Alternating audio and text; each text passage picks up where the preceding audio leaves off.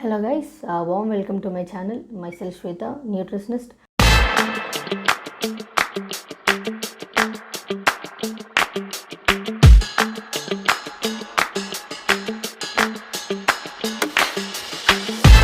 Previous వీడియోలో micronutrients గురించి మాట్లాడుకున్నాం. సో ఈ వీడియోలో వచ్చేసరికి మైక్రోన్యూట్రియన్స్ గురించి డిస్కస్ చేద్దాం. ఛానల్లో చెక్ చేయొచ్చు, మైక్రోన్యూట్రియన్స్ గురించి ఒక సపరేట్ వీడియో ఉంది. షార్ట్ అండ్ స్వీట్గా చెప్పాను. సో దాని తర్వాత ఈ మైక్రోన్యూట్రియన్స్ గురించి ఈ వీడియోలో డిస్కస్ చేద్దాం.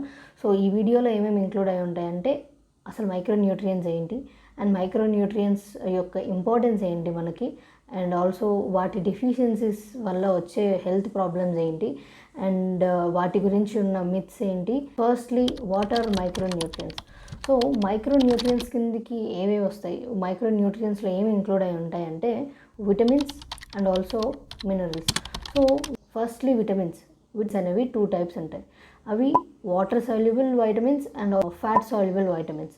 సో ఈ ADEK ఈ 4 వైటమిన్స్ ఫ్యాట్ సాల్యుబుల్ వైటమిన్స్ అంటారు. అండ్ B అండ్ C వచ్చేసరికి వాటర్ సాల్యుబుల్ వైటమిన్స్. అంటే ఏంటి అంటే ఈ ADEK ఈ వైటమిన్స్ అనేవి మన బాడీలోకి అబ్జర్వ్ అవ్వాలి అంటే మన బాడీలో గుడ్ ఫ్యాట్స్ అనేవి ఉండాలి, ఎందుకంటే ఇవి ఫ్యాట్ సాల్యుబుల్ వైటమిన్స్ కాబట్టి. And B and C as usual they are water soluble vitamins. So మనము అడెక్వేట్ అమౌంట్ ఆఫ్ వాటర్ తీసుకుంటే సరిపోతుంది. సో మినరల్స్లో సోడియం, జింక్, పొటాషియం, ఐరన్ ఇలాంటివన్నీ మినరల్స్లోకి ఇంక్లూడ్ అయి ఉంటాయి అన్నమాట.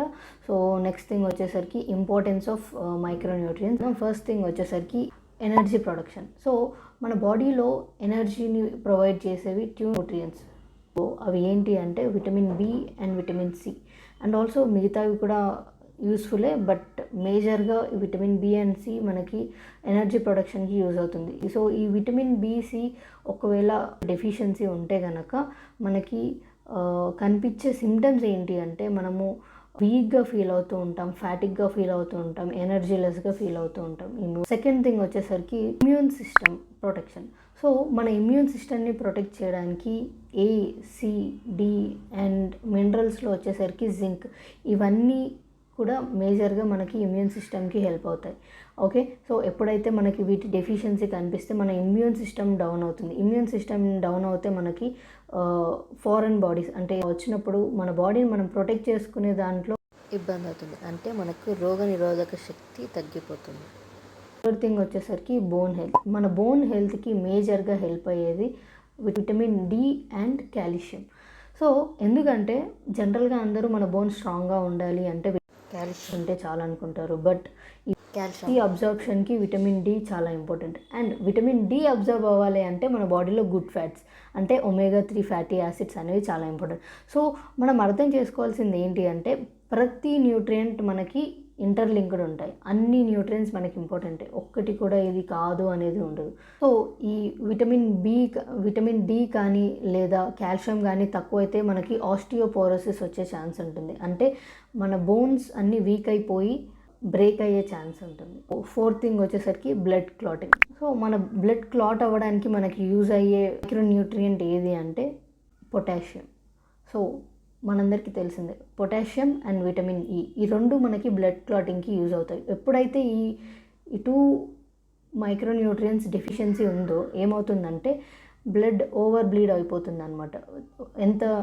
ఫాస్ట్గా మనకి బ్లడ్ క్లాటింగ్ అనేది జరగదు. ఓకేనా? సో నెక్స్ట్ వచ్చేసరికి మన బ్రెయిన్ ఫంక్షన్. సో బ్రెయిన్ ఫంక్షన్స్కి మనకి మెయిన్గా యూజ్ అయ్యేవి అది మైక్రోన్యూట్రియన్స్లో చూసుకుంటే విటమిన్ B అనమాట, విటమిన్ B12. సో ఈ విటమిన్ B12 కాకుండా మ్యాక్రోన్యూట్రియన్స్లో నుంచి మనకి ఫ్యాట్స్ కూడా బ్రెయిన్కి చాలా ఇంపార్టెంట్. సో చెప్పాను కదా, యాజ్ మెన్షన్ బిఫోర్, మన బాడీకి అన్ని న్యూట్రియన్స్ ఇంపార్టెంటే, అన్ని న్యూట్రియన్స్ ఇంటర్లింక్డ్ ఉంటాయి. సో ఏ న్యూట్రియన్ని మనం నెగ్లెక్ట్ చేయడానికి లేదు. ఎప్పుడైతే ఈ విటమిన్ B12 డెఫిషియన్సీ ఉంటుందో వాళ్ళకి న్యూరలాజికల్ డిజార్డర్స్ వచ్చే ఛాన్స్ ఎక్కువగా ఉంటుంది. ఓకే, సిక్స్త్ వన్ వచ్చేసరికి cell growth and development. Cell growth and డెవలప్మెంట్కి మెయిన్గా మనకి A అండ్ విటమిన్ C ఇవి చాలా ఇంపార్టెంట్. ఎందుకంటే ఈ విటమిన్ A అండ్ C మనకి యాంటీ ఏజింగ్ ప్రాపర్టీస్గా యూజ్ అవుతాయి. మన స్కిన్ కేర్కి చాలామంది చెప్పేది ఏంటంటే vitamin A and vitamin C వీటిల్లో యాంటీ ఏజింగ్ ప్రాపర్టీస్ ఉంటాయి అని చెప్తూ ఉంటారు. రెడ్ బ్లడ్ సెల్ ప్రొడక్షన్, ఈ మనకి రెడ్ బ్లడ్ సెల్ ప్రొడక్షన్కి ఐరన్ అనేది చాలా ఇంపార్టెంట్. ఎందుకంటే మనందరికీ తెలిసిందే, ఇది హిమోగ్లోబిన్ ఫామ్ అవ్వడానికి ఐరన్ అనేది చాలా ఇంపార్టెంట్. అండ్ ఎవరికైతే ఐరన్ లెవెల్స్ తక్కువ ఉండి ఐరన్ డెఫిషియన్సీలో ఉంటారో వాళ్ళకి వచ్చే మేజర్ ప్రాబ్లం ఎనీమియా. ఎనీమియాతో పాటు ఇంకా మేజర్ సిమ్టమ్స్ ఏం కనిపిస్తాయంటే లైక్ ఫ్యాటిక్, వీక్నెస్ అండ్ ఊపిరి ఆడదనమాట, బ్రెత్లెస్నెస్ అంటారు. ఊపిరి ఆడడానికి కష్టంగా ఉంటుంది, ఊపిరి తీసుకోవడానికి కష్టం అవుతుంది. సో నెక్స్ట్ వచ్చేసరికి 8th వన్ చాలా important, hormone imbalance.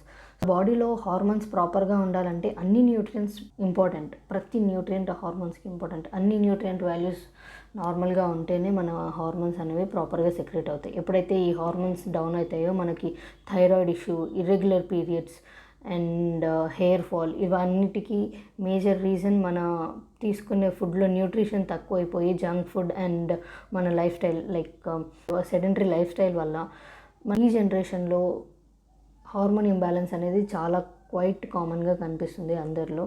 So first ఒకవేళ మీకు ఎలాంటి సిమ్టమ్స్ కనిపించినా గైనిక్ని కన్సల్ట్ అయ్యి ఏం ప్రాబ్లమ్స్ ఉన్నాయో తెలుసుకొని ఏం డెఫిషియన్సీస్ ఉన్నాయో కనుక్కోండి. ఓకే, నెక్స్ట్ వచ్చేసరికి anti oxidant properties. So vitamin C, vitamin E, vitamin A, ఈ అన్నిటిలో మనకి యాంటీ ఆక్సిడెంట్ ప్రాపర్టీస్ ఉంటాయి. ఇవి ఏం చేస్తాయంటే మన బాడీలో ఫ్రీ రాడికల్ డ్యామేజ్ని స్టాప్ చేస్తాయి, ఆపుతాయి అన్నమాట.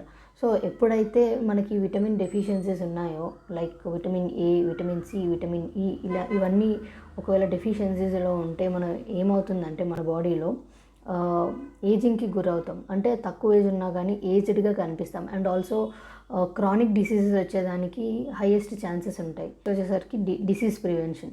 సో ఈ అన్ని న్యూట్రియంట్స్, ఈ మైక్రో న్యూట్రియంట్స్ అన్నీ తక్కువ అవ్వడం వల్ల మనకి డిసీజ్ వచ్చే ఛాన్సెస్ ఎక్కువ ఉంటాయి. ఎప్పుడైతే ఆ న్యూట్రియంట్స్ని మనం ప్రాపర్గా తీసుకుంటామో మనకి డిసీజ్ వచ్చే ఛాన్సెస్ చాలా తక్కువ ఉంటాయి.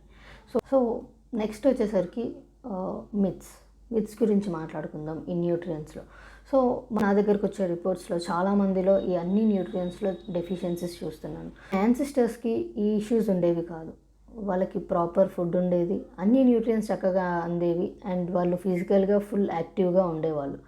అండ్ మన దగ్గరకు వచ్చేసరికి మన ఫుడ్లో ఫుల్ ఫర్టిలైజర్స్, పెస్టిసైడ్స్ ఇవన్నీ యూజ్ చేయడం వల్ల ఫుడ్ క్వాలిటీ తగ్గిపోతుంది, దాంట్లో న్యూట్రియంట్ క్వాలిటీ తగ్గిపోతుంది.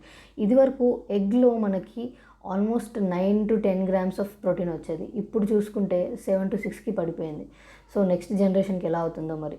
అండ్ మనం తీసుకునే ఫుడ్ అంటే తయారై ఎక్కడో పండి మన దగ్గరకు వచ్చేలోపు దాంట్లో న్యూట్రియంట్స్ అన్నీ పోతున్నాయి.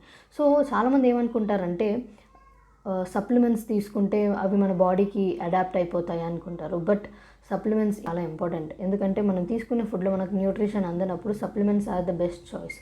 బట్ మనం తీసుకునే బ్రాండ్ అండ్ మనం తీసుకునే దాంట్లో ఉన్న ఇంగ్రీడియంట్స్ అవన్నీ చెక్ చేసుకొని నీట్గా చెక్ చేసుకున్న తర్వాత తీసుకోవడం చాలా ఇంపార్టెంట్.